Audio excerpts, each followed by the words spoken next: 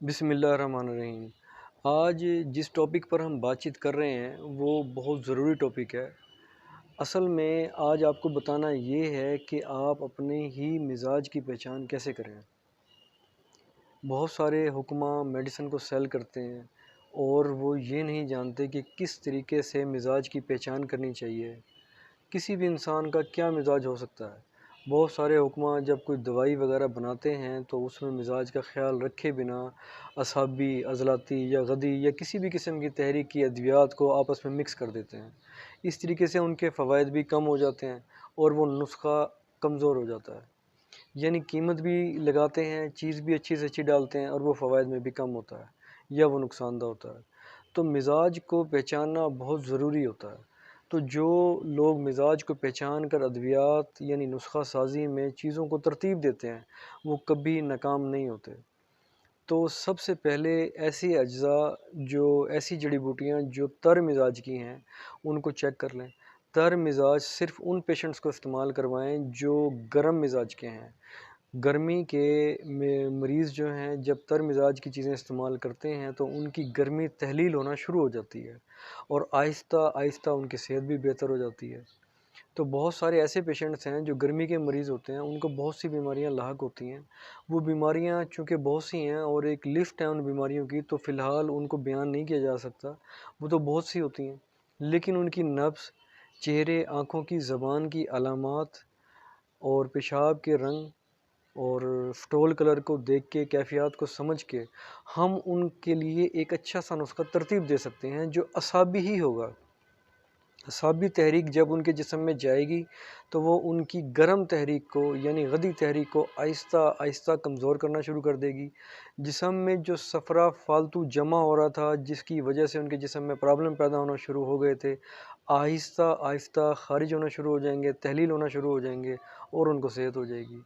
اسی طریقے سے کچھ لوگ ہوتے ہیں جو بلغمی مزاج کے ہوتے ہیں، وہ دودھ، مکھن جیسی چیزیں یا پانی والی چیزیں یا ٹھنڈے فروٹس کا استعمال بہت زیادہ کرتے ہیں، تو ان کا جو مزاج ہے وہ تر بن جاتا ہے، بلغم آنا شروع ہو جاتا ہے، نزلہ کیرا شروع ہو جاتا ہے، ہاتھ پاؤں ان کے ڈھیلے ہو جاتے ہیں، گوشت کی سختی ختم ہو جاتی ہے، جسم بالکل ڈھیلا ہو جاتا ہے، اور خاص کر نزلے کے ساتھ ساتھ ان کو جوڑوں میں کبھی کبھی درد ہونا شروع ہو جاتا ہے، گیس، معدے کی خرابی ان کو ہو جاتی ہے۔ تو ایسے پیشنٹس کو ہمیشہ خشک ادویات سے ان کا علاج کرنا چاہیے۔ تو جب آپ کو پتہ لگ جائے کہ جو پیشنٹ آپ کے سامنے آیا ہے اس کا مزاج اعصابی ہے، اور اعصابی کی علامات میں نے آپ کو بڑی موٹی موٹی بتا دی ہیں، اس میں بھی آپ کو چہرے کی، ہاتھ کی، جسم کی، آنکھوں کی اور زبان کی علامات کو مد نظر رکھنا چاہیے، نبض کو مد نظر رکھنا چاہیے۔ جب آپ نے تمام علامات دیکھ لی ہیں، پیشاب کی مقدار، فٹول کا کلر، جسم کی کمزوری، پٹھوں میں سختی نہ ہونا، جب آپ نے دیکھ لی ہے تو آپ سمجھ جائیں گے کہ یہ ایک اعصابی مریض ہے۔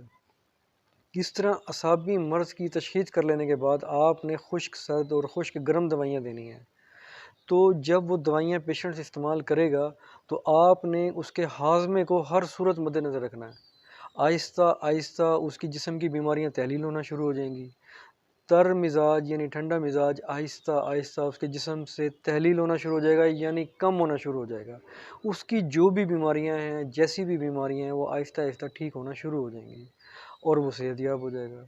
اس کے بعد کچھ لوگ ایسے ہوتے ہیں جو خشک مزاج کے ہوتے ہیں، یعنی ان کے مزاج میں ترشی بھی ہوتی ہے اور جسم میں خشکی کا غلبہ ہوتا ہے۔ ان کو یورک ایسڈ بھی ہو سکتا ہے، بیماریاں بہت سی ہیں، کوئی ایک ہم ظاہر نہیں کر سکتے۔ اس میں جوڑوں کا درد، یورک ایسڈ، قبض اور خون کی کمی اور خون میں سیاہی مائل رنگ کا ہونا، یہ تمام علامات پائی جا سکتی ہیں۔ لیکن بیماریاں اس کے علاوہ اور بھی بہت سی ہیں، لیکن دیکھنا یہ ضروری ہے کہ ان کی نبض کیا خشک چل رہی ہے، عضلاتی چل رہی ہے، سوداوی نبض ہے ان کی۔ اگر ان کی یہ نبض ہے تو آپ ان کو گرم خشک اور گرم تر دوائیاں دیں۔ آہستہ آہستہ ان کے جسم میں سوداویت ختم ہو جائے گی، تیزابیت کا جو غلبہ ہوا ہے وہ کنٹرول ہو جائے گا اور خشکی ختم ہو جائے گی اور وہ اپنی نارمل پوزیشن میں آنا شروع ہو جائیں گے۔ بیماری چاہے جو بھی ہو ان کو، لیکن تحریک کے بدل دینے سے وہ بیماری تحلیل ہو جائے گی۔ اگر ان مزاج کو سمجھے بغیر کوئی دوائی دی جائے گی تو اس کا کوئی فائدہ نہیں ہوگا۔ آپ نے ان تمام علامات کو ذہن میں رکھنا ہے، خاص کر چہرے کی علامات، جسم کی علامات، زبان، آنکھ، ہاتھ، نبض، اسٹول اور پیشاب، ان تمام چیزوں کو دیکھیں۔ ان تمام چیزوں کو دیکھنے کے بعد آپ مزاج کے حساب سے اس پیشنٹ کا انٹرویو لے سکتے ہیں کہ آپ کون سی ایسی چیز کھاتے ہیں جس کے کھانے سے آپ کو سائیڈ ایفیکٹ ہوتا ہے، ذرا سوچ کے بتائیں۔ پیشنٹ آپ کو وہ چیز سوچ کے بتائے گا۔ ایک میں مثال آپ کو دے رہا ہوں، جیسے ایک پیشنٹ آپ کے سامنے ہے، آپ نے اس کی عضلاتی اعصابی نبض تشخیص کر لی ہے، تو آپ نے اسٹول کلر، نبض، چہرے کی علامات، آنکھیں، یہ تمام چیزیں اچھی طریقے سے چیک کر لی ہیں، نبض وغیرہ بھی۔ اب آپ نے کنفرم کرنا ہے کہ آیا آپ نے درست تشخیص کی ہے یا نہیں کی۔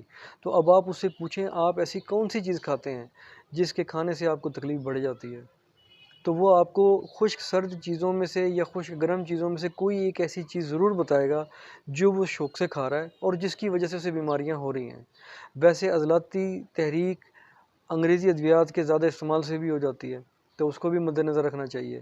انگریزی ادویات کے سائیڈ ایفیکٹ کو اور ان زیادہ خوراکوں کے سائیڈ ایفیکٹ کو جو وہ زیادہ سے زیادہ استعمال کر رہا ہے، ان کو بھی ایک ہی تحریک سے دور کیا جا سکتا ہے، یعنی غدی عضلاتی اور غدی اعصابی، یعنی گرم خشک اور گرم تر ادویات اور کھانوں سے تحلیل کیا جا سکتا ہے۔ اب جب وہ آپ کو یہ بتاتا ہے کہ میرے جسم میں یہ تبدیلیاں آتی ہیں ان غذاؤں کے کھانے سے، ان کو آپ مد نظر رکھیں، اور پھر آپ نے جو اس کی باڈی کا انٹرویو کیا ہے، یعنی سٹول کلر، جسم کا نبض یا آنکھوں کی، زبان کی، چہرے کی علامات، جسم کی علامات، یہ ساری چیزیں آپ نے میچ کر لی ہیں، تو خوراک بھی اس نے بتا دی ہے جس کے کھانے سے اس کو تکلیف بڑھ رہی ہے۔ اب آپ اس سے اگلی تحریک اس کو دیں، وہ انشاءاللہ ٹھیک ہونا شروع ہو جائے گا۔ یہ کوئی بڑی بات نہیں ہے، اس کو سمجھنا بہت آسان ہے۔ بہت سے حکماں میڈیسن آن لائن کر دیتے ہیں یا اپنے کلینک پہ ادویات بیچ رہے ہیں، تو وہ پیشنٹس کی نبض کو سمجھیں، مزاج کو سمجھیں، تمام چیزوں کو میچ کرنے کے بعد تحریک نوٹ کریں کہ اس کو پرابلم کیا ہے، اس کے حساب سے اگر وہ دوائی استعمال کرائیں گے تو بہت جلدی اچھے ریزلٹس مل جائیں گے۔ یہی سب سے آسان اور سادہ طریقہ ہے۔ جو تھیوری آپ کے سامنے اس وقت پیش کی گئی ہے وہ بہت زیادہ آسان ہے، لیکن حکمہ حضرات کے لیے، جو لوگ نیو ہیں یا بگنرز ہیں وہ ان چیزوں کو سمجھ نہیں سکتے، اس کے لیے ان کو ایک تربیتی کلاسز لینی چاہیے تاکہ ان کو تحریکوں کا پتہ لگ جائے، جیسے اعصابی امراض، ان کی علامات، عضلاتی مزاج یعنی خشک مزاج، ان کی علامات، غدی مزاج، تحریکات، علامات، وہ تمام کی تمام جب وہ پڑھ لیں گے اور نفس شناسی بھی سیکھ لیں گے تو آہستہ آہستہ انہیں بات سمجھ میں آنا شروع ہو جائے گی اور وہ کسی قسم کی کوئی غلطی بھی نہیں کریں گے۔ جو دوائی وہ بنائیں گے وہ بہت فائدہ بھی دے گی، کم قیمت میں تیار ہو جائے گی، سادہ اجزاء پر مشتمل ہوگی۔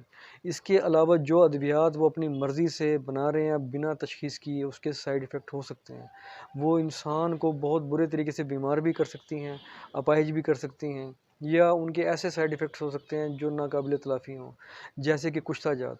کوشش کرنی چاہیے، ایٹ لیسٹ 99% یہ کوشش ہونی چاہیے کہ جو ادویہ بنائی جائیں اس میں کشتہ جات استعمال نہ کیے جائیں، تمام کے تمام فارمولے جڑی بوٹیوں سے ترتیب دیے جائیں۔ اکثر جگہوں پر کشتہ جات استعمال کرنے پڑ بھی جاتے ہیں، تو کچھ کشتے ایسے ہوتے ہیں جیسے پتھر ہو گئے، دھاتوں میں کشتہ چاندی، کلی، جفت، سکہ وغیرہ ہو گیا، ان کے نقصانات بہت کم ہیں، بہت کم ہیں، لیکن اگر ان کو بھی بنا تشخیص کے دیا جائے تو بھی یہ نقصان دے دیتے ہیں۔ تو آپ نے کوشش یہ کرنی ہے کہ کوئی ایسی چیز ترتیب دی جائے جس میں کشتہ سازی اپنا کشتہ جات کا استعمال بالکل نہ ہو، ادویات کا استعمال ہی ہو، جڑی بوٹیوں کا استعمال ہی ہو، اور کھانے پینے سے اس بیماری کو دور کیا جائے۔ جب کشتہ جات کا استعمال بنا تشخیص کے کیا جاتا ہے تو ان کے سائیڈ ایفیکٹ بہت زیادہ ہوتے ہیں۔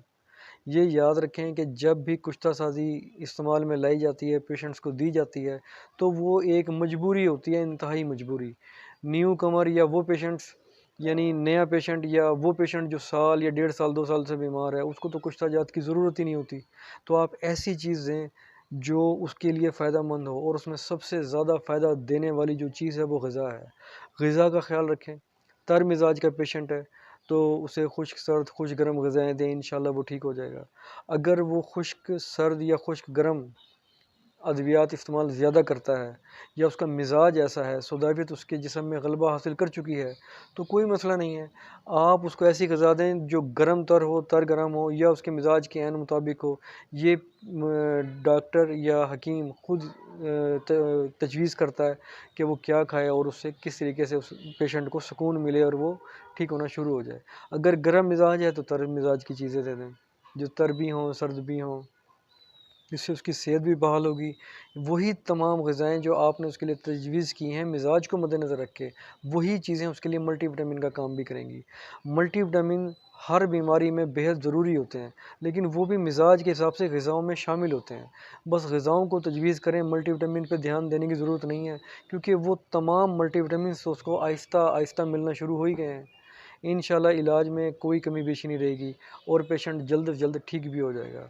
جو چیز آپ کے سامنے پیش کی گئی ہے وہ آپ خود بھی اس کو سمجھیں، نہیں تو آپ کسی مستند حکیم سے کلاسز وغیرہ لے لیں، مزاجوں کو سمجھیں۔ مزاجوں کو سمجھے بغیر علاج کرنا غلط ہے۔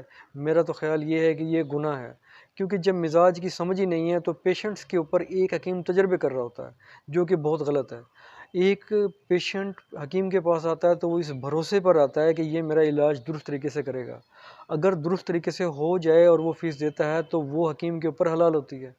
اگر ایک حکیم نے مزاجوں کو سمجھے بغیر کوئی دوائی پیشنٹ کو دی ہے اور اس کو فائدہ نہیں ہوا بلکہ نقصان ہو گیا، تو اس نے یعنی حکیم نے گویا پیشنٹ کے اوپر ایک تجربہ کیا ہے۔ تجربہ کرنا بہت غلط بات ہے۔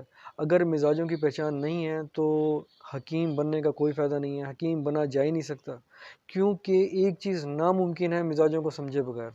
بہرحال اب بکس ایسی آ گئی ہیں جو مزاجوں کی تشخیص کرنا سکھاتی ہیں، اور آہستہ آہستہ حکیم ان کو پڑھتے ہیں، پریکٹس کرتے ہیں، کلینک میں آنے والے لوگوں کے اوپر تجربات کرتے ہیں، آہستہ آہستہ ان کی پریکٹس ہو جاتی ہے، پھر وہ کسی نہ کسی مستند حکیم سے ٹچ بھی رہتے ہیں۔ اس طریقے سے وہ ان سے مشورہ بھی کرتے ہیں، جو سوالات وہ پوچھنا چاہتے ہیں ان سوالات کے انہیں جواب بھی مل جاتے ہیں، اور کوئی اگر کمی بیشی ہو یا کسی پریکٹس میں کمی ہو، پریکٹیکل نہیں ہو رہا ان سے، تو مستند حکماء ان کو سمجھا بھی دیتے ہیں اور ان کی پریکٹس بھی بڑھتی ہے۔ آہستہ آہستہ وہ سب کچھ سمجھ جاتے ہیں اور انہیں اس علم پر دسترس ہو جاتی ہے اور وہ علاج کرنے کے لائق ہو جاتے ہیں۔ طریقہ کار علاج کا صرف یہی ہے، اس کے علاوہ اور کوئی نہیں ہے۔ آپ یہ بات خود سمجھیں، عمل کریں، دوسروں کو بھی بتائیں، تاکہ پیشنٹس پہ تجربے نہ ہوں، کیونکہ ہر وہ چیز جو مزاج کو مد نظر رکھے بغیر دی جائے اس کے کہیں نہ کوئی سائیڈ ایفیکٹ ہو سکتے ہیں۔ تو آپ ان سائیڈ ایفیکٹ سے خود بھی بچیں، دوسروں کو بھی بچائیں۔ اللہ پاک آپ کا مددگار ہے۔ اللہ حافظ۔